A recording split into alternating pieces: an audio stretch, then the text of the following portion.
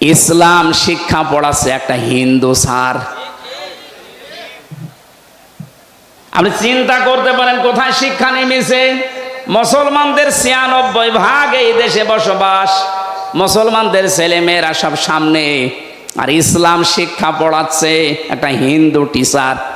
মুসলমান পাচ্ছেন না আপনি? সে আমাদের ধর্ম সম্পর্কে কি জানবে বলেন? আমার আল্লাহরে বিশ্বাস করে না সে, আমার রাসূলকে সে মানে না, সে কি পড়াবে? কোথায় নেমেছিল? আমি আর নিচে নামলাম না, কারণ আপনার নিচের খবর সব আপনারা জানেন। বাস্তব এইটা, এখন থেকে আজকে সিদ্ধান্ত পাল্টিয়ে যান। ধর্ম উপদেষ্টা ডক্টর আফাম খালিদ সাহেব দায়িত্ব নেওয়ার পর থেকেই বারবার বলছে আমরা শিক্ষা ব্যবস্থায় আগে নবীর ওই জীবনী, সাহাবীদের, আবু বকরের জীবনী আবার নিয়ে আসতে চাই। কারণ এগুলোর ভেতরে যে শিক্ষা আছে, মানুষের ভেতরে এগুলো থাকলে মানুষ মানুষ হবে। বলুন। আর বাবার জীবনী পড়ে আমি করব কি? কারণ বাবার জীবনী আমার কাছে পরিষ্কার না। সে ছোটবেলায় কি করেছিল আমি জানি না। কথা বলেন না কেন? এমনকি তার মা বাবার ঠিক আছে কিনা তাও আমরা জানি না। এটা মনে হয় বেশি বলে ফেললাম। না না, বেশি বলিনি। আমি কিছুক্ষণ আগে পড়ে আসলাম আমার ফাঁসি চাই, বীর মুক্তিযোদ্ধা মতিয়ার রহমান রিন্টুর লেখা। আপনি পড়ে দেখেন, ও লোকটা নিজে নিজের ফাঁসি চাচ্ছে এমনি।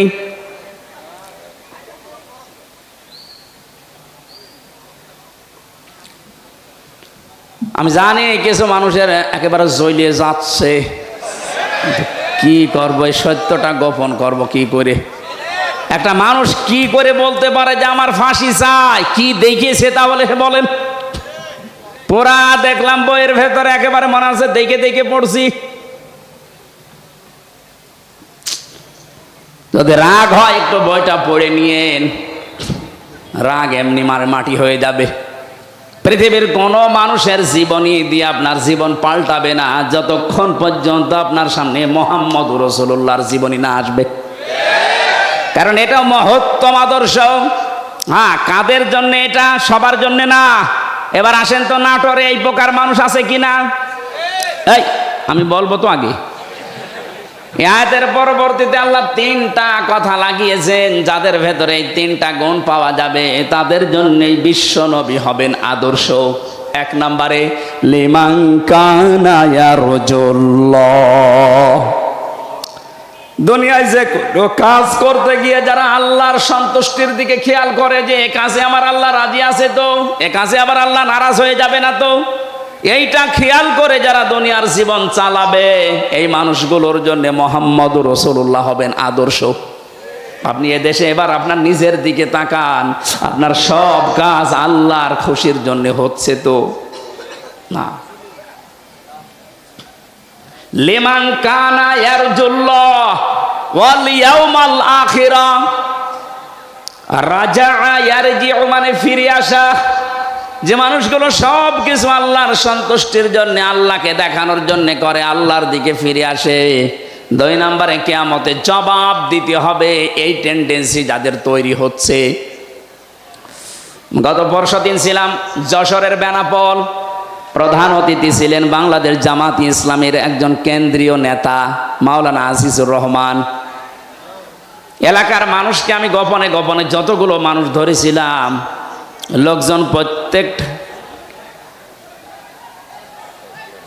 কি ওখানে সমস্যা কি?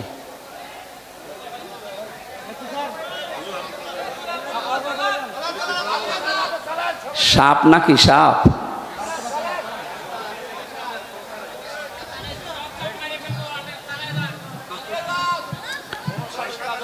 সুবহানাল্লাহ আলহামদুলিল্লাহ লা ইলাহা ইল্লাল্লাহ, সুবহানাল্লাহ আলহামদুলিল্লাহ লা ইলাহা ইল্লাল্লাহ, লা ইলাহা ইল্লাল্লাহ।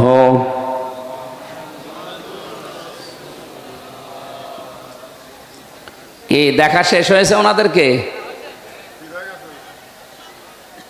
ওদের ওই কথা কাটাকাটি চলছে, ওইটা যদি দেখতে ভালো লাগে, মনে চায় যে মাহফিলের পরে 10 মিনিট সময় দেব, দেখে বাড়ি যাবেন। কি বলবো বলে, দুইজন দৌড়াচ্ছে আর ওখানে তাকিয়ে আছে আমারে বাদ দিয়ে। আমার মনে হয় এখন যদি পরিমণি যাইতো, ও কাঁচা বেঁধে দৌড় দিত। কিসের হুজুর আমি রামদা, পরে দেখবো, আগে কাজ করি।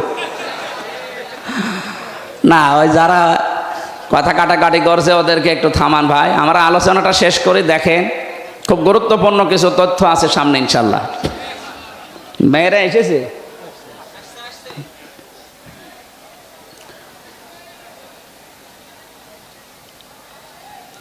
দুই নম্বরে ওনার কথা বলছিলাম এই কারণে যে কিয়ামতে জবাব দেওয়া লাগবে আল্লাহর দরবারে। বিশ্বাসটা যার ভেতরে আসবে বেশি, তার জন্য মুহাম্মদুর রাসূলুল্লাহ হবেন আদর্শ। উনি একটা চাকরি করেন কলেজে, যেই কয়দিন ক্লাস নিতে পারে না, শুনলাম এই মানুষটা ওই কয়দিনের বেতন সরকারের খাতায় ফেরত দিয়েছে। জিজ্ঞাসা করলাম কেন এমন করে? ওনার ভেতরে এই ভয়, না জানি ওই টাকা যদি নিয়ে আমি খাবার খেয়ে দুনিয়ায় আমার রক্ত গোশত যেটা চর্বি হবে, ওইটা কিয়ামতে আল্লাহ জাহান্নামে জ্বালাবে। কিয়ামতের এই বিশ্বাস যদি মানুষের ভেতরে তৈরি হয়, সে কোটি কোটি টাকা আত্মসাৎ করতে পারবে? বলেন। এ দরবেশ বাবার ভেতরে এই বিশ্বাসটা ছিল না, এজন্য এত বড় দাড়ি নিয়েও এত টাকা আত্মসাৎ করিস। যাদের ভেতরে এটা তৈরি হবে তাদের জন্য নবী আদর্শ। যাদের ভেতরে এটা তৈরি হবে না যে জবাব দেওয়া লাগবে, তার দাড়ি বড় হতে পারে, জব্বা বড় হতে পারে, পাগড়ি বড় হতে পারে, 24 ঘন্টা নামাজে থাকতে পারে, কিন্তু ওর আদর্শ ও রাসূলুল্লাহ এখনো হয়নি। আর নবীজি যদি কারো আদর্শ না হয়, আপনার কি মনে হয় ও কি জান্নাত পাওয়ার কথা? না। ওয়া যাকারাল্লাহ কাসীরা, তাদের জীবনে সবচাইতে বেশি আলোচনা হবে আল্লাহর। কার? আরো জোরে বলেন। সবচাইতে বেশি আলোচনা পাবেন তাদের জীবনে আল্লাহর। আমরা এই বাস্তবতা দেখেছি এই 16 বছরে, আল্লাহর আলোচনার চাইতে বিভিন্ন মানুষের আলোচনা আমরা বেশি শুনি। মুসলিম যে কয়টা দেশে ঘুরলাম, বিশ্ব রোডের পাশে পাশে দেখলাম লা ইলাহা ইল্লাল্লাহ, সুবহানাল্লাহ, আস্তাগফিরুল্লাহ, লা হাওলা ওয়ালা কুওয়াতা। মানুষ গাড়ি চালাতে যায়, ওদিকে মুখ চাই, চোখ যায়, একবার পড়ে নেয় লা ইলাহা ইল্লাল্লাহ। আর আমাদেরও থাকে এমন বাবার ছবি টাঙিয়ে রেখেছে, দেখলেই মনে হয় আল্লাহর ওলি। আল্লাহর কথা মনে পড়ে, বলেন। এগুলো ঠিক হয়নি। যাদের জীবনে আল্লাহর আলোচনা বেশি স্থান পায় না, এই যে কাশি র দিয়েছেন আল্লাহ, এই মানুষগুলোর জন্য বিশ্বনবী আদর্শ হবেন না। যাদের জীবনে সবচাইতে বেশি বেশি আল্লাহর কথা স্মরণ হয়, আল্লাহর জিকির হয়, আল্লাহর আলোচনা বেশি হয়, এদের জন্যই বিশ্বনবী হবেন দুনিয়ায় আদর্শ। নবীজি ওখান থেকে ফিরে আসলেন, খাদিজাকে ডাক দিয়ে বললেন, জাম্মিলুনি জাম্মিলুনি ইয়া খাদিজা, ও খাদিজা আমাকে ঢেকে দাও, আমি ভয় পেয়েছি। হে পৃথিবীর মানুষ, এবার খেয়াল করেন, ওই সময় হযরতে খাদিজাতুল কুবরার 15 বছর সংসার হয়ে গেছে। ডাক দিয়ে বলেন, আবুল কাসেম ভয় পাবেন না, কোন দুষ্ট জিন আপনাকে ভয় দেখাতে পারে না। আপনি আমার ভাই ওয়ারাকা ইবনে নওফেলের কাছে চলেন, আপনি কখনো ভয় পাবেন না। কারণ আপনাকে আমি 5টা গ্যারান্টি দিতে পারি। 1 নম্বরে, আপনি কোনো দিন আত্মীয়তার সম্পর্ক নষ্ট করেন না, এর সম্পর্কগুলো সব ঠিক রাখেন। তাহলে এখান থেকে একটা শিক্ষা পাওয়া যায়, পৃথিবীতে যারা আত্মীয়তার সম্পর্কগুলো ঠিক রাখবে তাদেরকে আল্লাহ পাক নিজে পাহারা দেবে, তারা ভয় পাবে না। যারা বোনের সম্পদ, ভাইয়ের সম্পদ ফাঁকি দেন, চাচার সম্পদ, ফুফুর সম্পদ জোর করে লিখে নেন, তাদের মনের ভেতরে একটা অজানা ভয়, না জানি কখন কে কোন কথা বলে ফেলে। এটা তো দুনিয়ার ভয়, আখেরাতের আর একটা ভয় আল্লাহ তৈরি করে দেবে। একবার মাহফিল থেকে কোথা থেকে আসার সময় দেখি রাস্তায় গাড়ি আমার থামিয়ে দিল পুলিশে। গাড়ি থামানোর পরে বলছো, হুজুর আমার বুকে ফু দিয়ে দেন। কেন? যে ডিউটি করছিলাম, হঠাৎ তাল গাছের ভেতরে কি যেন নড়ে উঠলো, আমি ভয় পেয়ে গেছি। তাল গাছের ভেতরে বাদুর ইঁদুর নড়ে ওঠে, আর ভয় পায়। ভয় তো পাবে, কারণ ও তো মানুষকে ঠকিয়েছে। যারা মানুষকে ঠকাবে না, আত্মীয়তার সম্পর্কগুলো ঠিক রাখবে, এই মানুষগুলোর ভেতর থেকে আল্লাহ ভয় দূর করে দেয়। কথা বুঝতেছেন? আজ এখানে হাজারো পুরুষ মানুষ আমরা নিজের স্ত্রীর কারণে আজ রক্তের সম্পর্কগুলো ঠিক রাখতে পারি না। নিজের ভাইয়ের সাথে সম্পর্কটা ভালো রাখা যায় না, তার যে হক আমি আদায় করতে পারি না, আমার বোনের যে হক আমি দিতে পারি না, ওই বোর কারণে ওর মন খারাপ হয়, পেঁচার মতো মুখ করে বসে থাকে। এরকম বউ আছে? কার হাত তোলেন তো? একটা লোকও নেই। আমার মনে হয় ওই জালনা দিয়ে কার বউ দেখছে, এই কারণে এরা ভয় পাচ্ছে। আপনাদের কোনো ভয় নেই? হ্যাঁ, মহিলারা ওই দরজা বন্ধ করে দেন, আপনাদের কারণে হাত তুলছে না।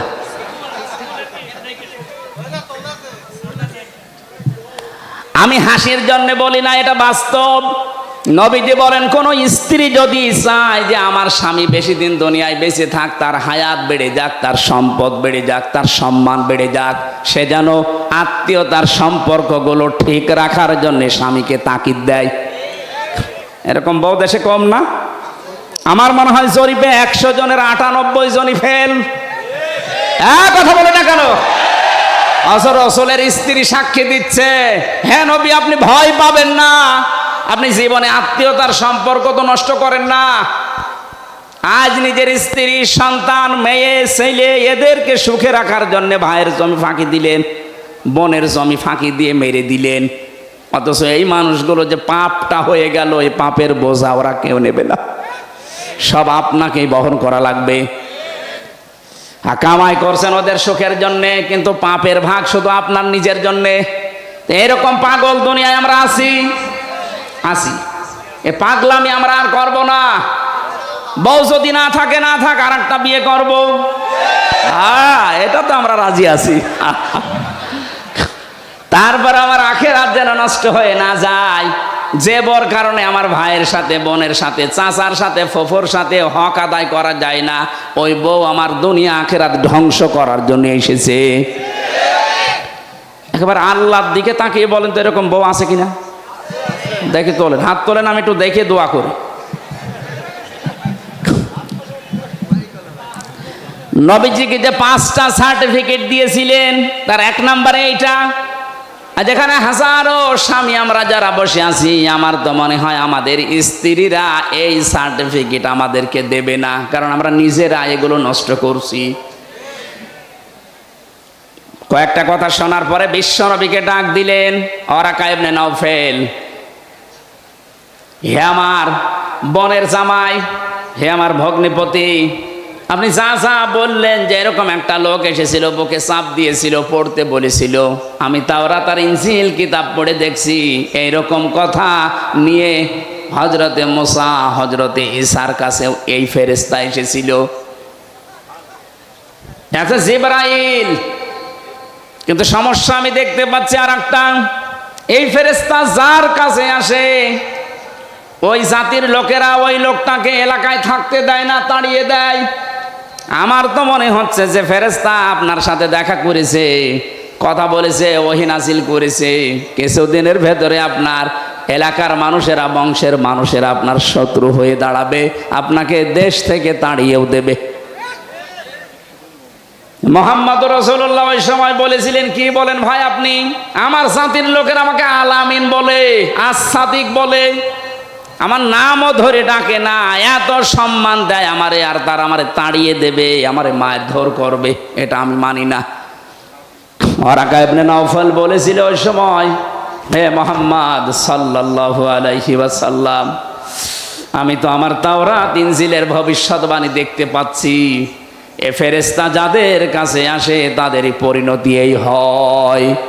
কিন্তু আমার আফসোস, আমি যদি ওই সময় পর্যন্ত বেঁচে থাকতাম তাহলে আপনাকে আমি সাহায্য করতাম, কিন্তু আমার হায়াত তো পর্যন্ত আর নেই। কি বুঝলেন এখান থেকে? আমি শুধু ঘটনা বলবো তা না, সিরাত যেহেতু এটা, আজকে তো তাফসির মাহফিল না, সিরাত মাহফিল। বিশ্ব নবী মুহাম্মদুর রাসূলুল্লাহ সাল্লাল্লাহু আলাইহি সাল্লাম যখনই তিনি রসুল হলেন, নবীওয়ালা কাজ আরম্ভ করলেন, তখনই তার জাতি তার শত্রু হয়েছিল। এমনকি ৮২ বার এই ২৩ বছরে তাকে হত্যা করার জন্য চেষ্টা চালিয়েছিল। আপনিও যদি নবীওয়ালা কাজ আরম্ভ করেন, হ্যাঁ, মোহাম্মদ ইবনে আব্দুল্লাহর কাজ করলে আপনার কোনো শত্রু থাকবে না, আপনাকে আরো ভালো বলবে। এই কথা বলছেন? আপনাকে মারহাবা দেবে, স্বাগতম জানাবে, বেতন বাড়িয়ে দেবে। এই মানুষটাই যখন মোহাম্মদ ইবনে আব্দুল্লাহ থেকে রাসূলুল্লাহর কাজ আরম্ভ করবে, যখন নবীওয়ালা কাজ শুরু করবে, আসল নবীওয়ালা কাজ যেটা, অবশ্যই তাকে ৮২ বার না হোক ২ বার হলেও হত্যার চেষ্টা হবে।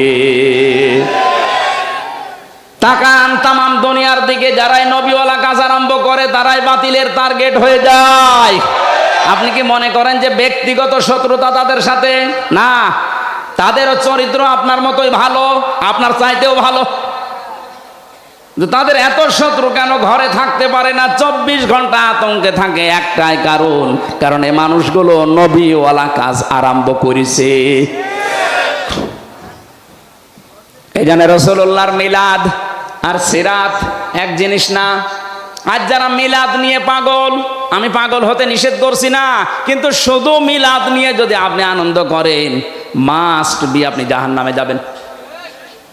এটা আমি বানালাম। নবীজির আপন চাচা আবু তালেব আর আবু লাহাব দুইজনেই কিন্তু নবীর মিলাদে জন্মে খুশি ছিল, এত আনন্দ করেছিল। আবু লাহাব, সুয়াইবিয়া নামক যেই মহিলা এসে বলেছে, আপনার এতিম, আপনার ভাইয়ের ছেলে, মরা ভাই আব্দুল্লাহর ছেলে এতিম, একটা ছেলে জন্ম নিয়েছে, খুব ফুটফুটে দেখতে।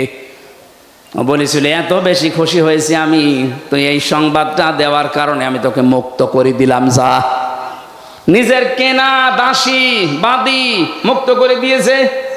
আপনি তো এত বড় কাজ করতে পারেন না, আপনি শুধু মিলাদে জিলাপি আর খেচুড়ি খেয়ে আনন্দে আছেন।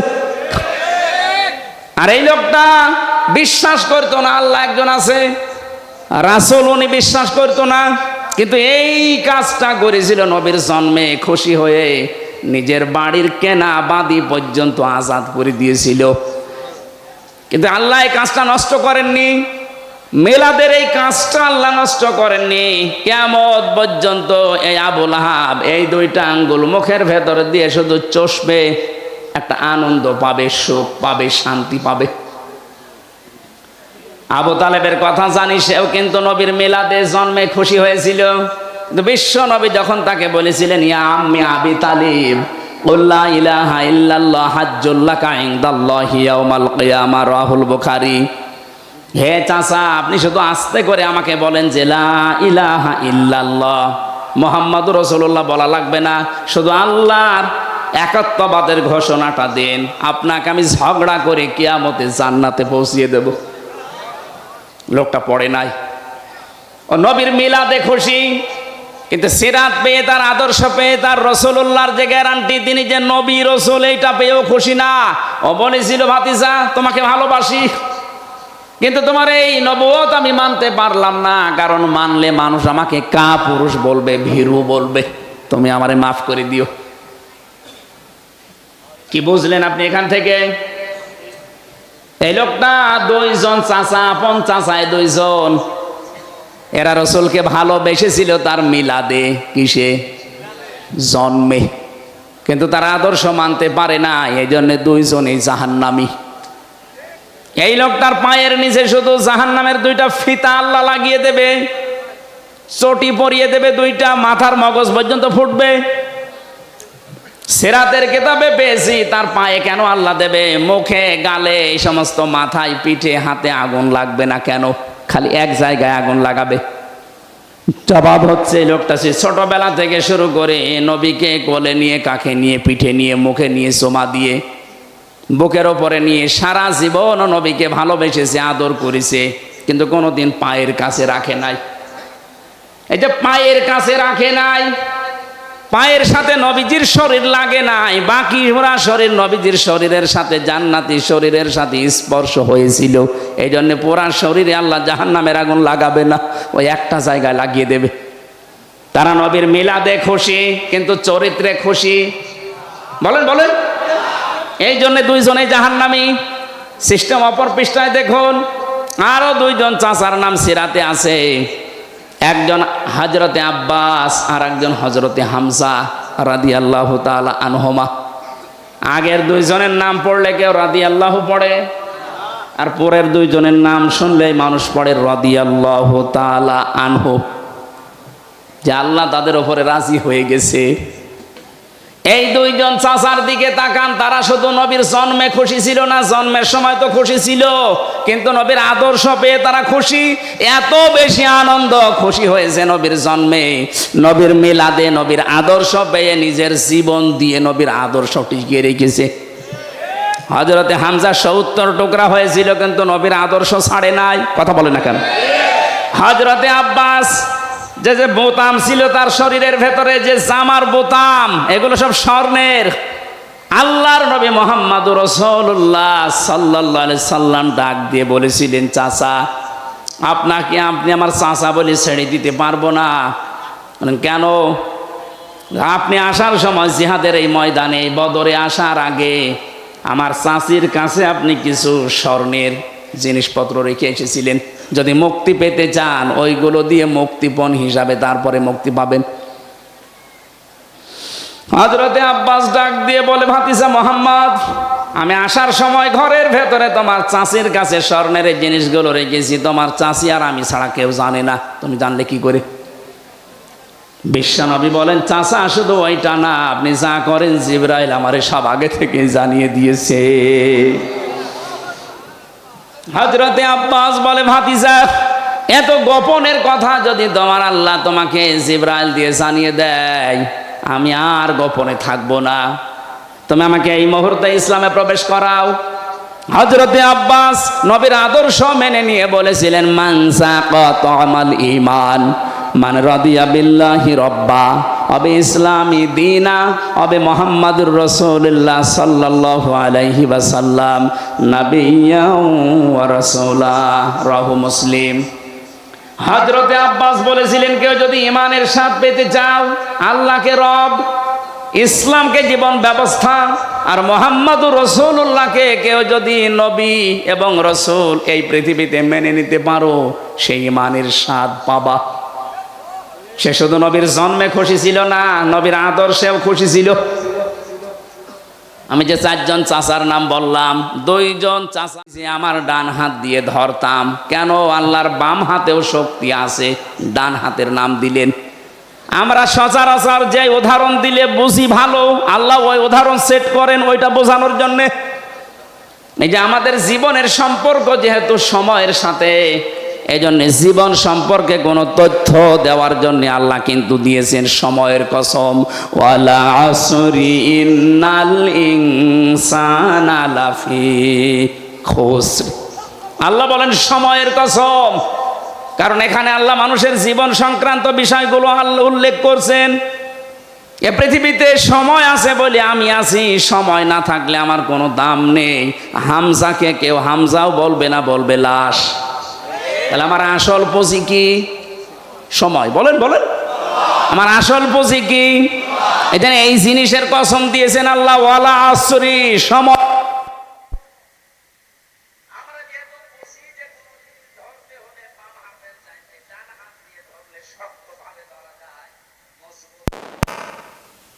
বাম হাতের নামটা দেয়নি, দিয়েছে ডান হাতের নাম, যদিও আল্লাহর দুই হাতে শক্তি। দুই হাতে শক্তি নেই? আমরা বুঝি যে এটা ওইটা আল্লাহ ব্যবহার করলেন, যে আমি আমার ডান হাত দিয়ে নবীজিকে চেপে ধরতাম। আমার ডান হাত দিয়ে ধরলে নরমালে মানুষ ধরে না, ঢিলা ঢালা ধরে না, শক্ত করে মজবুত ভাবে ধরতাম। লাখাজনা মিনহু বিলিয়ামিন সুম্মা লাকাতানা মিনহুল ওয়াতিন। শুধু ধরতাম না, যেটা দিয়ে কথা বলে নবীজি তার এই কণ্ঠ নালীও আমি কেটে ফেলে দিতাম। ফামা মিনকুম মিন আহাদিন আনহু হাজিজিন। আরে ব্যাপারে তাকে বাঁচাতে আমাকে কেউ রুখতে পারতো না। কত বড় কঠিন ভয়ঙ্কর তথ্য আল্লাহ দিলেন যে আমার কোরআনে এমন কোন কথা নবী পর্যন্ত বলে ছাড় পেত না। সেখানে অনেক মানুষ আল্লাহর কোরআনের কথা বুখারী শরীফ বলে চালিয়ে দেয়, তার কিছু হয় না। কথা বলেন না কেন? এই জন্য যারা কোরআন বাদ দিয়ে কথা বলবে, কোরআনে কারিমের তথ্য বাদ দিয়ে যারা এই কথা বলবে, ওদের কথার ভেতরে ভেজাল থাকার সম্ভাবনা নেই। আরো জোরে বলেন। মান ক্বালা বিহি সাদাকা, যারা কোরআন দিয়ে কথা বলে এরা সত্য কথা বলে, কারণ এই কথায় বিশ্বাস করা যায়। কথা বলে না কেন? কোরআনের বাইরে কোনো কথা বললে আমরা বিশ্বাস করি না, কারণ ওর ভেতরে ওর দুর্বিসন্ধি আছে। আল্লাহ যেহেতু কোনো পক্ষপাতিত্ব করেন, বলেন বলেন, কোরআনের কথাগুলো যারা শোনার জন্য অ্যাক্টিভ হয়ে বসে আছেন, এবার যে তথ্যটা দেওয়ার জন্য এতক্ষণ পর্যন্ত আমি অগোছলা কথা বললাম, এবার মেন জায়গায় এসেছি। বিশ্ব নবী মুহাম্মদুর রাসূলুল্লাহর সিরাত সুরাত, তার আদর্শকে গ্রহণ করার জন্য আল্লাহ পাক অর্ডার দিয়েছেন 40 থেকে 63। আপনি যদি 1 থেকে 40 বছর পর্যন্ত তাকে অনুসরণ না করেন জাহান্নামে যাবেন। আমি পাইনি, কেউ যদি পেয়ে থাকেন তথ্য আমাকে দেন। কিন্তু 40 থেকে 63 এই 23 বছরে যদি কেউ 1 সেকেন্ডও নবীকে না মানে সে জাহান্নামে যাবে। অনেক শিক্ষিত জ্ঞানী গুণী মানুষ আছেন, এই জন্য এই তথ্যটা আমি বললাম। যারা আজ বলেন আমি নবীওয়ালা কাজ করি, নবীওয়ালা কাজ শুরু হবে আপনার নবী যখন হয়েছিলেন ওই সময় থেকে। অনেকে জন্মের পর থেকেই নবী হয়েছিলেন, এটা কিন্তু অনেকে কাটছাট করে ছড়াবে যে আমির হামজা নবীকে নবী মানে না। আমি কি এটা বোঝাচ্ছি? উনি 1 থেকে 40 বছর পর্যন্ত ঘোষণা হয়নি যে উনি নবী। আরবে কেউ বলতো না, হ্যাঁ ওনাকে মোহাম্মদ ইবনে আব্দুল্লাহ বলতো। সুতরাং 1 থেকে 40 বছর পর্যন্ত ওনার কোনো শত্রু ছিল না, কেউ বাধাও দেয়নি। অথচ ভালো কাজ কিন্তু এই বছরে করেছে। কারো ঘর পড়ে গেলে ঘর বানিয়ে দিত, কারো মেয়ের বিয়ে না হলে টাকা পয়সা কালেকশন করে মেয়ের বিয়ে দিয়ে দিত, ছেলে মেয়ে লেখাপড়া করতে পারে না টাকা পয়সা তুলে সেখানে সাহায্য করতো। এই কথাগুলো আমরা সিরাতে পড়েছি। কথা বলেন না কেন? তাহলে ভালো ভালো কাজ করতে গিয়ে পুরো আরব জাহানে ওনার কোনো শত্রু ছিল? বলেন বলেন। কেউ তেড়ে এসেছে, কেউ দাঁত ভেঙে দিয়েছে? অথচ 40 বছরে যেই দিন নবী হয়েছেন ওই দিনের দিকে তাকান। জীবনে একটু খেয়াল করে পড়তে পারেন না কোনো বিষয় পড়লে? আমরা তো গরু ছাগল না যে আন্দাজে পড়বো, আমরা চিন্তা ভাবনা করে পড়বো। নামের আগে মানুষ আমাদেরকে আলেম লিখে দেয়, এমনি দেয়? হেরা গুহায় তিনি 40 বছর বয়সে সেই দিন প্রথম জিবরাইল এসে বলেছেন ইকরা, তিনি বলেছেন মা আনা বিকারি, আমি পড়তে পারি না। 1 বার 2 বার 3 বার বলার পরে যখন বুকে জড়িয়ে বলেছেন ইকরা বিসমি রাব্বিকাল্লাযী খালাক, সঙ্গে সঙ্গে বিশ্ব নবী এবার পড়া আরম্ভ করলেন। শুধু পড়েননি, একাধারে 5 আয়াত পড়েছিলেন। এবার খেয়াল করেন তো কি বলছে। নাটোর বাসে বিশ্ব নবী প্রথম 3 বার পড়লেন না কেন? বললেন আমি পড়বো না, আমি পড়তে জানি না। কেন? চতুর্থবার যখন তিনি পড়া আরম্ভ করলেন, জিবরাইল কিন্তু প্রশ্ন করেছিলেন যে বারবার আপনাকে বললাম আপনি পড়লেন না, এখন হঠাৎ করে 5টা আয়াত একবারে পড়লেন, কারণ কি? নবীজি উল্টা দিয়েছিলেন প্রশ্ন, হে জিবরাইল তুমি আমাকে তো বলো না যে কি পড়া লাগবে, তুমি খালি ইকরা ইকরা ইকরা বলো, কি পড়বো? যখনই বলেছো বিসমি রব্বিকা, রবের নামে, তখন কিন্তু আমি আর দেরি করি নাই। কারণ আমি যদি পড়তে চাই আমার রবের নামে পড়বো, কোনো গুরু ঠাকুরের নামে না। এতক্ষণ পর্যন্ত যদি বলতে বিসমি রব্বিকা, রবের নামে পড়েন, আমি তো আরম্ভ করে দিতাম। আমার প্রত্যেকটি পদক্ষেপ যেহেতু আমার উম্মতের জন্য শিক্ষা, কিয়ামত পর্যন্ত আমার উম্মত যারা দুনিয়ায় আসবে তারা যেন রব ছাড়া কারো নামে না পড়ে। নবীর উম্মতেরা 96% মুসলমান এই দেশে আমরা। নবীর উম্মত বলে দাবি করছি, অথচ 16 বছরের শিক্ষা ব্যবস্থা কোথায় নামিয়েছে? রবের নামে যে পড়াশোনাগুলো ছিল সেগুলো তুলে দিয়েছে, আরো চেষ্টা চালাচ্ছিল। আল্লাহ দয়া করে যদি আমাদেরকে স্বাধীনতা না দিত, আমার মনে হয় যা অবস্থা শুরু হয়েছিল। কয়েকদিন আগে দেখলাম সুনামগঞ্জে, যে এবাদতে কষ্ট বেশি হয় এবাদতে সওয়াব বেশি হয় এটা আমরা জানি, এই মনে করেই কষ্ট করছি নাকি? বলিন্না সলাতি অনুসুকি অমাহিয়া অমামাতি লিল্লাহি রাব্বিল আলামিন। হে নবী, আপনি বলেন না যে আমার নামাজ পড়া, আমার কোরবানি করা, আমি বেঁচে আছি, আমি মরে যাব, সব আল্লাহর জন্য আমি দিয়ে দিয়েছি। এই শব্দগুলো বলতে যত সহজ মনে হচ্ছে, এটা প্র্যাকটিক্যাল লাইফে সেট করা কি অত সহজ? অনেক মানুষ তো নামাজ পড়ে লোক দেখানোর জন্যে, অনেকে নামাজ পড়ে ভয়ে। কি কথা বলেন? আজকে আমি এসিল্যান্ড সাহেবের গাড়িতে আসছিলাম, বলছো হুজুর আমার এই ড্রাইভার এখন 5 ওয়াক্ত নামাজ পড়া আরম্ভ করিস।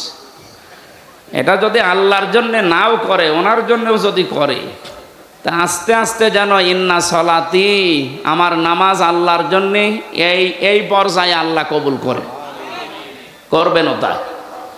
একটা লোক চুরিও করতো, নামাজও পড়তো। সাহাবী এসে বললেন, হে নবী, এই লোকটা নামাজও পড়ে চুরিও করে।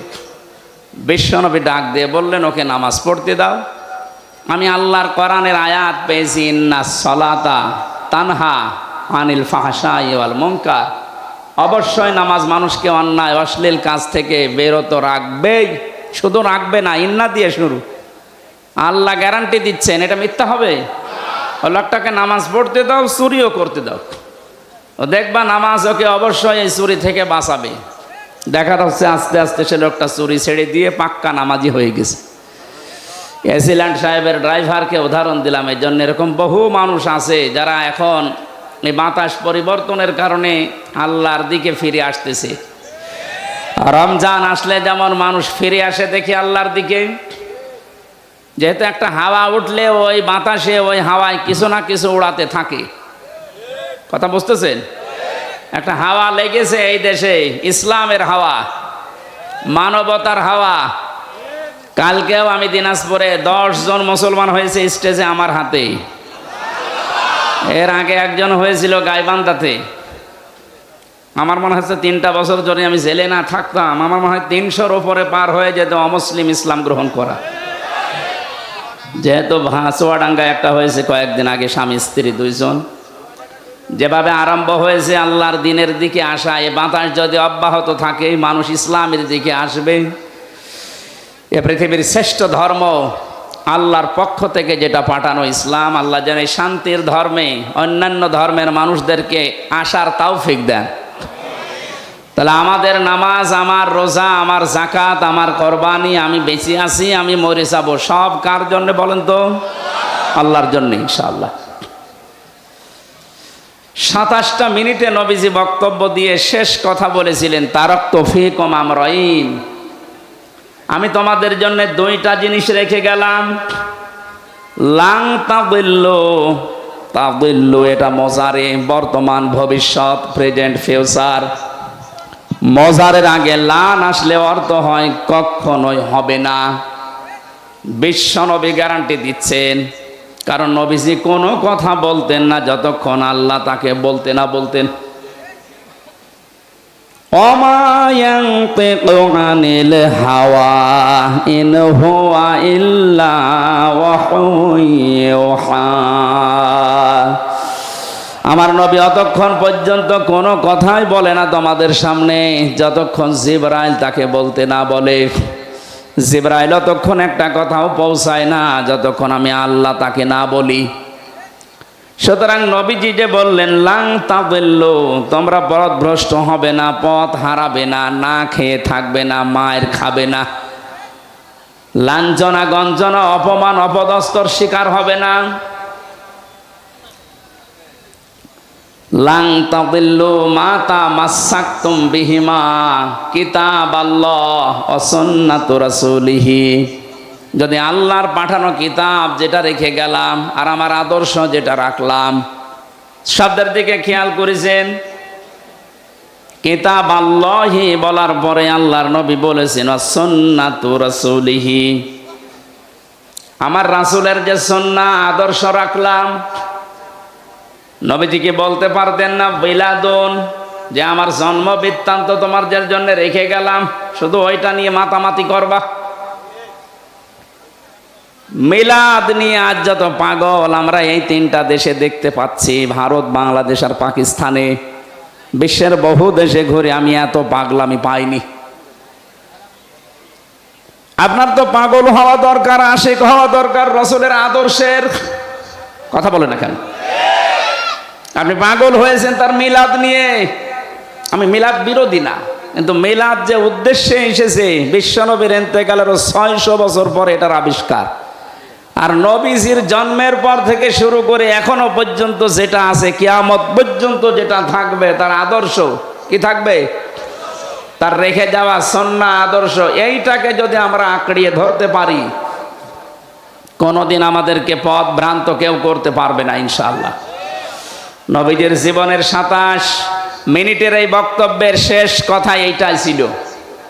আমরা এই কথাটা যদি সত্যিই মেনে নিতে পারি, আগামীতে আমাদের যে সুদিন আসতেছে, রাসূলের এই আদর্শ দিয়ে আমাদের ব্যক্তি, পরিবার, সমাজ, রাষ্ট্র আমরা সাজাতে পারবো ইনশাআল্লাহ। আমরা কোরআন এবং হাদিস থেকে সিরাতুন নবীকে সামনে নিয়ে কথা বলার চেষ্টা চালাচ্ছি। আমা তাওফীকি ইল্লা বিল্লাহ। সিরাত এবং মিলাদ এই দুইটা শব্দ এক না। মিলাদ শব্দটা বিলাদুন থেকে আবিষ্কৃত, এর বাংলা অর্থ জন্ম।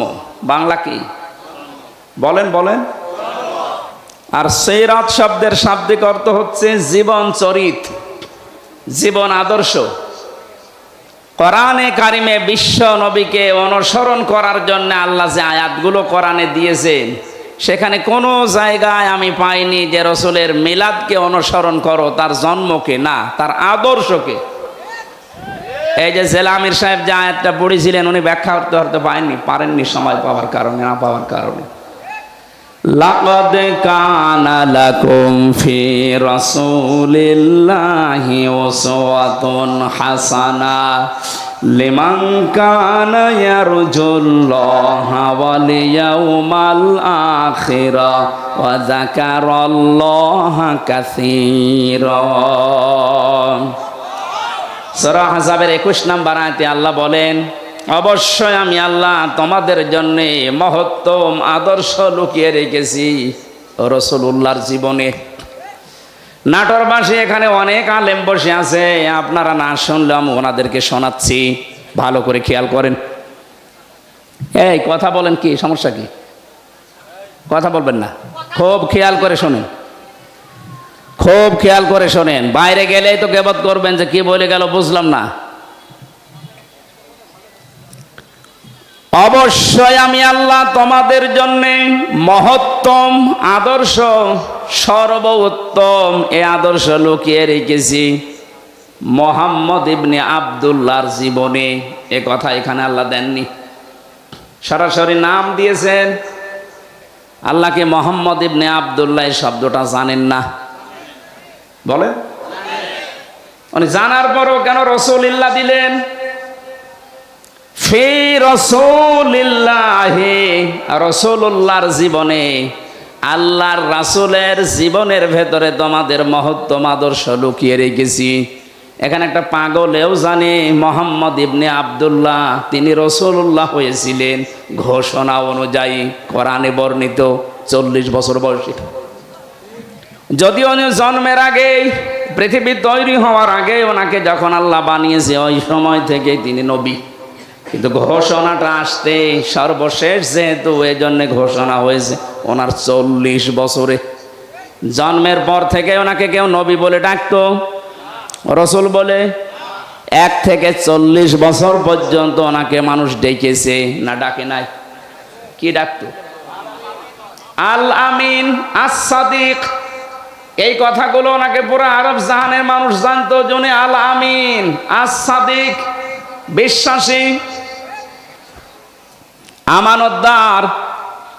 কিন্তু রাসূলুল্লাহ বা নবী এ কথা কেউ 40 বছরের আগে বলে নাই? তাহলে এর আগে উনি কি ভালো কাজ দুনিয়ায় করেন নাই? 17 বছর বয়সে তিনি হিলফুল ফজল শান্তির সংঘ গঠন করে বহু উপকার করেছেন মানুষের। পরিবারে, সমাজে, রাষ্ট্রের বহু ভালো ভালো কাজে আঞ্জাম দিয়েছিলেন। এ কাজগুলো তিনি করেছিলেন মোহাম্মদ ইবনে আব্দুল্লাহ হিসাবে। কিন্তু যখনই রাসূলুল্লাহ হয়ে গেলেন 40 বছর বয়সে, এ মানুষটার কাজও পাল্টিয়ে গেল। মানুষ কিন্তু একই আছে। 17 থেকে 40, এই যে 23 বছর, আর 40 থেকে 63, এইটাও 23 বছর। কথা বলেন না কেন? আগেও 23, পরেও 23। যখন তিনি কাজ করা আরম্ভ করেছিলেন ওই সময় তার বয়স 17। 40 বছর একাধারে বিভিন্ন সংগঠন তৈরি করে চেষ্টা চালিয়েছেন, কিন্তু কাঙ্ক্ষিত মানের শান্তি আনতে পারেন নাই। যদিও সংঘর নাম দিয়েছিলেন হিলফুল ফজল, শান্তির সংঘ। শান্তি কায়েম করতে পারেন নাই। তার একটাই শর্ত হচ্ছে, তিনি এই 23 বছরে কোরআনে কারিম পান নাই। কোরআন না পেলে এত বড় মহামানব শান্তি 100 ভাগ কায়েম করতে পারেননি। যখনই তিনি 40 বছরে কোরআন পেয়েছেন, বাকি 23 বছর 63, এই 40 থেকে 63, এই 23 বছরে এমন শান্তি স্থাপন করেছিলেন, ঘোষণায় দিয়ে গিয়েছেন খায়রুল কুরুনি করনি, আমার যুগ শ্রেষ্ঠ যুগ। যেটা থাকলে শান্তি স্থাপন করা যায়, কায়েম করা যায়, তার নাম কোরআন। কথা বুঝতেছেন? কি মনে হচ্ছে আপনার? কোরআন বাদ দিয়ে এত বড় মহামানব, এত বড় চরিত্রের অধিকারী মানুষ, যাকে আপনি কোল কিনারা পাবেন না অনুসরণ করে, আযীম শব্দ আল্লাহ দিয়েছেন তার নামে। ওয়া ইন্নাকা লাআলা খুলুকিন আযীম। হে নবী, আপনি মহান চরিত্রের উপরে প্রতিষ্ঠিত। আমার এই নামটা আমি কোন নবীকে দেইনি। আযীম, এটা আপনাকে আমি আল্লাহ দিলাম। আমার কোরআনের জন্য আমি এই নামটা দিয়েছি আযীম।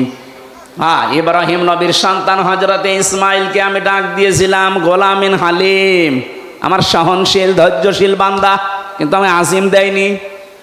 সে এত বড় ধৈর্যের পরীক্ষা দেওয়ার পরও আমি তাকে আযীম বলি নাই, বলেছি হালিম। কি বলেছি? তার আর এক সন্তান ছিল ইসহাক, তাকেও আমি আল্লাহ আযীম বলি নাই, তাকে বলেছিলাম গোলামিন আলিম, আমার জ্ঞানী বান্দা। কিন্তু আপনার চরিত্র এত উপরে, কিয়ামত পর্যন্ত মানুষ শুধু অনুসরণ করে যাবে, কোল কিনারা খুঁজে পাবে না। এই মহামানব, মহান চরিত্রের অধিকারী মানুষও আপনি চিন্তা করে দেখেন, 23টা বছর চেষ্টা চালালেন সংগঠন তৈরি করে, তাও পারেননি। এত বড় মহারথী যদি না পারে, পৃথিবীর আর কে পারবে কোরআন ছাড়া শান্তি স্থাপন করতে? এই জন্যই তো 53 বছরে বহু সংগঠন চেষ্টা চালাচ্ছে। কথা বলছেন? বহু দল চেষ্টা করেছে 53 বছরে। কোরআনে কারিম নেই, কোরআনের কর্মসূচি আমরা বাস্তবে দেখতে পাইনি। এজন্য শান্তির পরিবর্তে অশান্তি বেড়ে গেছে। যেহেতু প্রমাণ আমরা পেয়েই গেছি, এখন আর ভুল করব না। নবীজির বাকি 23 বছরে যে কোরআন হাতে নিয়ে তিনি চেষ্টা করে খায়রুল কুরুনি করনি উপহার দিলেন, ওটা যদি এদেশে আমরা দেখতে চাই, আমাদেরও কোরআনের কাছে আসা লাগবে। কথার অর্থ যদি বুঝে থাকেন, মাহফিল সাকসেস। তাহলে কোরআন ছাড়া শান্তির জায়গা আর নেই। সে যে সূরাতে আসুক না কেন, ও তো ধোঁকা। যদি আবার বাবা কবর থেকে আসে, স্বামী আসে, চাচা আবার যদি আসে, সব ধোঁকা, কারণ কোরআন নেই। মান ক্বালা বিহি সাদাকা, যারা কোরআন দিয়ে কথা বলবে, নবীজি বলেন এরাই কেবল সত্য কথা বলে। আজ বিভিন্ন মঞ্চে আমরা অনেকের ভাষণ শুনি, কোরআন নেই, আর কোরআন যদি বলে ও উল্টা পাল্টা ব্যাখ্যা করে। আমরা কিছু মানুষের কোরআনের আয়াত শুনেছি বলতে, বলে লাকুম দীনুকুম ওয়ালিয়া দীন, রাহুল বুখারী। আয়াত পড়েছে কি? কোরআনের। কিসে? আর নাম বলছে কিসে? পড়ছে কোরআনের আর নাম বলছে বুখারীর। অথচ কোরআনে কারিমে কত স্পষ্ট ভাবে ধারালো জোরালো ভাবে আল্লাহ জানিয়েছেন, ওয়ালাউ তাকাওয়াল আলাইনা বা'দাল আকাবিল লা আখাযনা মিনহু বিল ইয়ামিন সুম্মা লাকাতা'না মিনহুল ওয়াতিন। সূরা হাক্কাতের 44, 45, 46 নম্বর আয়াত। আল্লাহ পাক বলেন, হে নবী, আমার কোরআনের ভেতরে যদি নিজের কোনো কথা আমার নামে চালিয়ে দিতেন যে এইটাও আল্লাহ বলেছে, যেমন উনি বলল লাকুম দীনুকুম ওয়ালিয়া দীন, রাহুল বুখারী, কথা আল্লাহর চালাচ্ছে নবীজির নামে। আপনি যদি আমার কোরআনের ভেতরে কোনো কথা এরকম বানিয়ে বলেন যে এইটাও আল্লাহর কথা, কি করব জানেন? আপনাকে আপনার ডান হাত চেপে ধরব, কণ্ঠ নালী কেটে ফেলে দেব। না, ঠিক নেই। আপনি আলেম, আন্দাজে চিল্লাচ্ছেন, বসে আছে দেখছেন না বড় বড় হুজুর। আমরা যারা সিলেবাস ভুক্ত আলেম প্রচলিত, সে দাওরা পাস বলেন আর কামেল পাস বলেন, অনার্স মাস্টার্স যারা আমরা করি কোরআনের ওপরে প্রচলিত ধারাবাহিক যে সিলেবাস, এই অনুযায়ী আমাদের এইভাবেই পড়ানো হয়েছিল, এই জন্য মনে হয় বলছে ঠিক। আল্লাহ বলেন লা খাজনা, একালিপ টান আছে। আমি জেলখানায় থাকতে মাওলানা মামুনুল হক, মাওলানা শাখাওয়াত হোসেন রাজি, এই দুইজনের সাথে 3টা বছর ছিলাম। ওনাদেরকে বারবার আমি একটা নিয়ে জিজ্ঞাসা করেছিলাম যে আমাদের সিলেবাসে কওমি হোক, আলিয়া হোক, ভার্সিটি হোক, ওখানে তো লেখা আছে আমি নবীর ডান হাত চেপে ধরতাম, কণ্ঠ নালী কেটে ফেলে দিতাম। কই, এখানে তো মিলছে না। এখানে সরাসরি ফাইল আল্লাহ নিজে, লাখজ না, আমরা ধরতাম। আমরা মানে আমি আল্লাহ। ধরতো কে? বলেন বলেন। আল্লাহ নিজে ধরতেন। মিনহু বিল ইয়ামিন, বি মানে দ্বারা, দিয়ে, কর্তৃক। 99টা অর্থ আছে বি, এই বা শব্দের। আল্লাহ বলেন মিনহু বিশিমাল না, মিনহু বিল ইয়ামিন। আমি আমার ডান হাত দিয়ে, ডান হাতের দ্বারা, ডান হাত কর্তৃক আমি নিজে ধরতাম আমার নবীকে। তাহলে নবীর ডান হাত ধরতাম না, আমি নিজে ধরতাম আমার ডান হাত দিয়ে। কথাটা উলট পালট হয়ে যাচ্ছে। আমি আশা করছি আলেম যারা আছেন আর একটু চিন্তা করবেন শব্দটা নিয়ে। আল্লাহ বলে না আমি আমার নবীর হাত ধরতাম না, আমার হাত দিয়ে আমি নবীকে ধরতাম। তাহলে আমি আমার হাত দিয়ে, বাম হাত না ডান হাত? কেন আল্লাহর বাম হাতে শক্তি নেই? তাহলে মেনহবি শিমাল দিলেন না কেন? এই জন্যই তাফসির মাহফিলে আসতে হয়। আমি তো ছোট মানুষ, বড় বড় আলেম যারা এই মানুষগুলোর তাফসির শুনতে যাবেন, এমন এমন কিছু তারা বের করে দেবে জীবনও আপনি শোনেননি।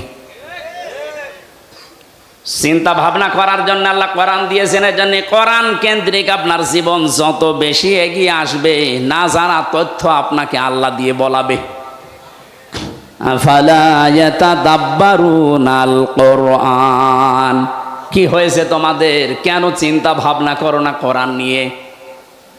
আজ বাবার মাজার নিয়ে গবেষণা হয়। গবেষণা কয়েকদিন হয়েছে মাজার নিয়ে, দেখা যাচ্ছে অধিকাংশ জায়গায় শিরিকের আঁকড়া আর জেনার বাজার বসেছে। আপনি একটা মাজার দেখান তো যেখানে গোনা হচ্ছে না, দেখান। কিছু না কিছু হলেও অন্তত সেজদা দেখছে। এই জন্যই তো এদেশের হক্কানি আলেমরা এত রেগে গেছে যে আমাদের সামনে প্রকাশ্য শিরিক হবে আর আমরা আঙ্গুল চষবো না। এইটা আগে দূর করেন। মাওলানা মামুনুল হক জেলখানায় থাকতেও আমাকে বলেছিল, হামজা বাইরে যদি যেতে পারি এই শিরিকের আস্তানা রাখবো না। বক্তব্য দিয়েছে কোরআন হাদিসের সাথে যে কবর যে মাজার মেলে না, ওটা ভেঙ্গে গুড়িয়ে দেন। আমার মনে হয় শুরু হয়ে গেছে। এটা যদি চালু থাকে, আর যারা গাঁজা খেয়ে আজ মিছিল করছে, এই গাঁজাখোর গুলো বুঝতে পারছে ওরা কোথায় যাচ্ছে। কুষ্টিয়ায় লালনের মাজার নিয়ে লালন একাডেমি খোলা আছে, লালন ইনস্টিটিউট বানানো আছে, লালন গবেষণাগার আছে। অথচ একটা আয়াত নিয়ে যদি বলা যায় যে ভাই একটা গবেষণাগার তৈরি করেন, তখন বলে অর্থের অপচয় হবে। কি পেয়েছেন ও মাজারে? এখানে দেখেন তো কয়েকটা আলেম আছে, জিজ্ঞাসা করেন, আমি হাদিস পড়েছি কিয়ামতের ময়দানে সবচাইতে বেশি আল্লাহ অপমান করবে, শাস্তি দেবে দুই প্রকার মানুষকে। এক প্রকার মানুষ যারা দুনিয়ায় মাজারের খাদেম, তুমি আর খেদমত করার জায়গা পাচ্ছ না, ও মরে গেছে, ওর কবর বানিয়ে ব্যবসার জন্য খেদমতে লেগেছে। ওটা কোনো খেদমত না, ওটা একটা ব্যবসা। এ হাল তেরা জাল হাই, মকসুদ মেরা মাল হাই, এ আজিব তেরা তাল হাই। এই কথা বলছেন, একটাও যেন না থাকে। সুর যখন উঠেছে, যত শিরিকা দেশে আছে সবগুলো যেন মাটির সাথে মিশে যায়।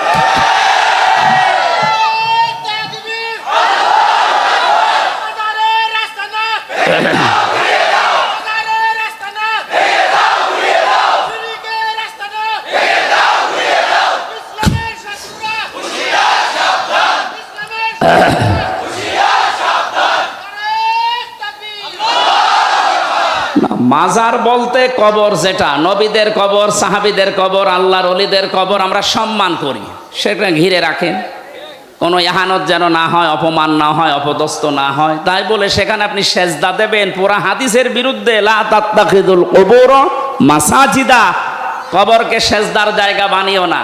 অধিকাংশ কবরগুলোতে আর সেজদা দিচ্ছেন, এই জন্য আলেমরা রেগে গেছে। এরা রেগেছিল 16 বছর আগে, কিন্তু কথা বলতে পারে নাই। তাই হ্যাঁ, কথা বলছেন, আমাদের রাগ সেই 16 বছর আগে থেকে, কিন্তু আমরা তো কথা বলতে পারছি না। আমি তো এই ময়দানে এসেছি মনে হয় আজ 16 বছর হয়নি, না না, আমি 12 সালের থেকে শুরু। 12 আর 24 কত হয়? 12 বছর। তো এখনো তো 4 বছর লাগবে। তা আমার মানে সেই এই ময়দানে আসার আগ থেকে আলেমরা চেষ্টা করেছিল, কিন্তু কি করবে, মুখে তালা লাগানো। এই যে কয়েকদিন আগে আমার মামলা খারিজ হয়ে গেছে সব। বিচারপতিকে জিজ্ঞাসা মনে করবো যে স্যার, এই মামলা তো 3 বছর আপনার হাতে ছিল, তখন তো কিছু বললেন না, এখন বলছেন কোনো মাল নেই, কি দেখে বিচার করব? উনি এই কথাই বলতো যে হুজুর আমার হাত বাঁধা। কি বাঁধা? হাত যেহেতু এখন খোলা হয়ে গেছে, এদেশের 1628টা চেয়ার আছে, একটা হাত শুধু খোলা ছিল, বাকি 1627টা হাত বাঁধা ছিল। এখন ওই হাত খোলা মানুষ যেহেতু পালিয়ে গেছে, আর ওনার ছেলে যা কথা বলেছে পরশুদিন, যে দেশের মানুষ আমার মাকে কুকুরের মতো তাড়িয়ে দিল, একটা কথা হইল। একটা ভালো জিনিসের সাথে ধরে তুলনা করতো, যে বাঘের মতো তাড়িয়ে দিল, দিয়েছে কিসের নাম দেখেছে? আসলে যেভাবে পালিয়েছে নামটা বেশ অ্যাপ্রোপ্রিয়েট হয়েছে। নাটোরবাসী মাজারের বিপক্ষে আমরা না, কিন্তু মাজার নিয়ে কেউ ব্যবসা করতে পারবেন না এই দেশে, কারণ এই দেশের মানুষ এখন জেগে উঠেছে। আপনি তাদের কবরকে এমনিতেই ঘিরে রাখবেন, সম্মান দেবেন, জিয়ারত করবেন, দোয়া করবেন, কারণ ওই মানুষটা সবচেয়ে বড় বিপদে আছে। নবীজি বলেন, একটা মানুষ যখন কবরে চলে যায়, সমুদ্রের ভেতরে জাহাজ ডুবে গেলে যেমন মানুষ বিপদে থাকে, ওই রকম বিপদে আছে। তো সে নিজেই বিপদে আছে, আপনি কেন তার কাছে যাচ্ছেন? তার জন্য দোয়া করেন, আল্লাহ যেন তাকে শান্তি দেয়। গবেষণা করার জন্য আল্লাহর কোরআন, এর বিপরীতে কিছু নেই। যত চিন্তা ভাবনা করবেন কোন শব্দ নিয়ে, দেখবেন না জানা তথ্য আপনাকে আল্লাহ দিচ্ছেন। এখানে যে লাখাজনা মিনহু বিল ইয়ামিন আল্লাহ দিলেন, তাহলে এতদিন পর্যন্ত আমাদের সিলেবাসে আমরা যা দেখেছি একটু খেয়াল করে পড়লে এটা হতো না। পার্থক্য এতটুকুই, 2 জন আদর্শ পেয়ে খুশি, সিরাত পেয়ে, নবীর সিরাত আদর্শ পেয়ে খুশি, আর 2 জন শুধু জন্ম নিয়ে খুশি।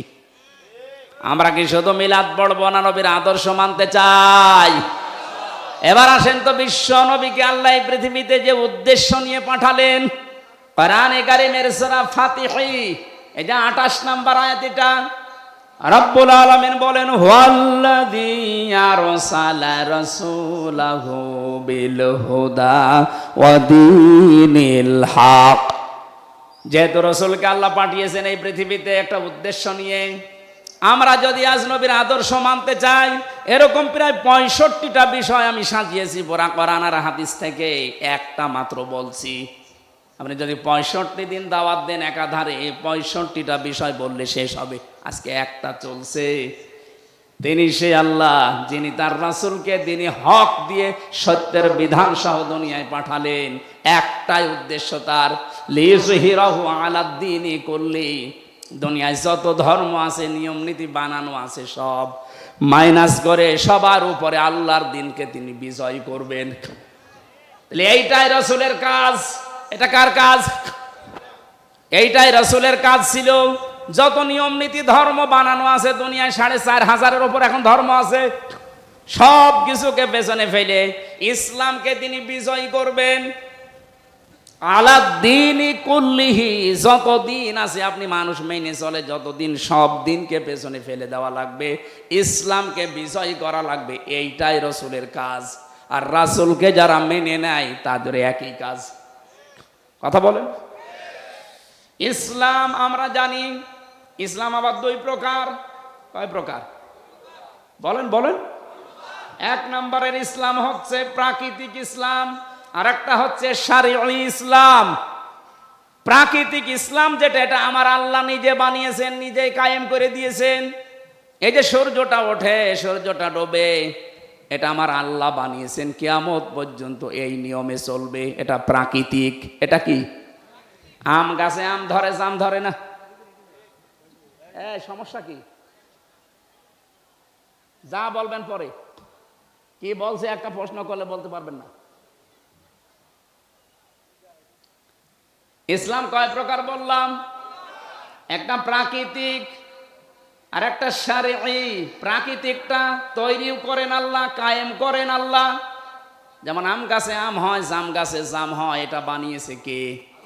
এটা আপনি বানাবেন, আপনার বানানোর দরকার নেই। কিয়ামত পর্যন্ত এইভাবেই চলবে। কিন্তু শারঈ ইসলাম যেটা, ওটা কিন্তু আল্লাহ পাক নিজে বানিয়ে পাঠিয়েছেন। ওটা কায়েমও করবেন না, দেখাবেনও না। এখন কিয়ামত পর্যন্ত ওনার দায়িত্ব এটা না। শারঈ ইসলাম পৃথিবীতে কায়েম করার দায়িত্ব আমাদের। এই জন্য আমরা খলিফা। এ দায়িত্ব কার? আমরা যদি এই দায়িত্বটা এখন পালন না করে দুনিয়ার মানুষের উপরে ছেড়ে দেই, ফেরেশতাদের উপরে ছেড়ে দেই, বলেন আপনি আল্লাহর প্রাকৃতিক ইসলাম বাদ দিয়ে শারঈ ইসলামের জন্য কি করছেন? এটা যদি আজ কায়েম করার জন্য চেষ্টা চালায়, এটা অতীতে আল্লাহ কায়েম করে দেয়নি, ভবিষ্যতে দেবে না, এখনো দিচ্ছে না। এটা তো আমি বানালাম।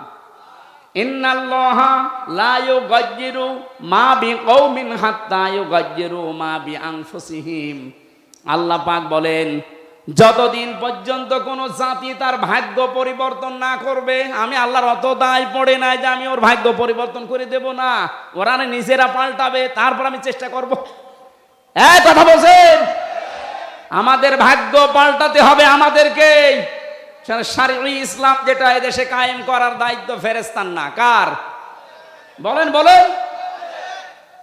মাতা, যে ব্যক্তি মরে গেল, অলাম ইয়াখজু, কিন্তু ইসলাম কায়েম করার জন্য গজওয়া করে নাই, আন্দোলন করে নাই, চেষ্টা করে নাই। ওয়ালাম ইউহাদ্দিস বিহি নাফসাহু, মনের ভেতরের আশা আকাঙ্ক্ষাও ছিল না যে দিন কায়েম হোক। মাতা আলা শুবাতিন মিনান নিফাক, নবীজি বলেন যদি মরে যায় তো মুনাফিক হয়ে মরবে। তাহলে আপনার নামাজ দিয়ে, রোজা দিয়ে, হজ দিয়ে, যাকাত দিয়ে, দাড়ি টুপি পাগড়ি দিয়ে আপনি মুনাফিকের মরণ থেকে বাঁচতে পারবেন না যতদিন শারঈ ইসলাম যেটা সব দিনের উপরে ইসলামকে বিজয় করার জন্য কাজ না করবেন। এটা যদি কেউ রাজনীতি মনে করেন, হ্যাঁ এটাই রাজনীতি। আকাফা বিল্লাহি শাহিদা, এটার জন্য সাক্ষী হিসাবে যথেষ্ট কে? আপনি কেউ যদি দুনিয়ায় কাজ না করে, আমার আল্লাহ বলেন আমি নিজেই যথেষ্ট। নবীকে আমি এটা পাঠিয়েছি করার জন্যে, নবী সেটা করবে যত বাধা আসুক। আর নবীর উম্মত যারা দাবি করছে তাদের এই একই কাজ। আল্লাহ আমাদেরকে সিরাতের এই অনুষ্ঠানে আপনি লিখে দিয়েছেন সিরাতুন নবী সাল্লাল্লাহু আলাইহি ওয়াসাল্লাম মাহফিল। ওনাকে যে উদ্দেশ্য নিয়ে আল্লাহ পাঠিয়েছে ওই উদ্দেশ্যে আপনি সামনে এগিয়ে আসবেন। শুধু মিলাদ পড়ে জিলাপি আর খেচড়ি খাওয়া না, নবীর চাচা হামজার মতো জীবনের কলিজা দিয়ে হলেও তার আদর্শ মানা লাগবে। আল্লাহ তুমি আমাকে সহ যারা শুনলাম নবীজির এই উদ্দেশ্যকে সামনে নিয়ে আসার তৌফিক দান করো, আমিন। আল্লাহুম্মা আমিন। রব্বানা যালামনা আনফুসানা ওয়া ইল্লাম তাগফির লানা ওয়া তারহামনা লানাকুনান্না মিনাল খাসিরিন। ও মাবুদ, তোমার নবীর জীবনী আমরা শুনছিলাম, যতগুলো শিক্ষা তুমি আজকে আমাদেরকে দিতে চেয়েছো, লিইয়ুযহিরাহু আলাদ দীনি কুল্লিহি, আল্লাহ এই শিক্ষাটা তুমি আমাদের জীবনে বাস্তবায়ন করে দাও। অনেকে না বুঝে আমাদের বিরোধিতা করে, আল্লাহ তাদের বুঝ দাও। বিশ্ব নবীর যে উদ্দেশ্য দুনিয়ায় দিন কায়েম করা, এটা আমাদেরকেও তুমি নিজে করিয়ে নাও। এ মাহফিলের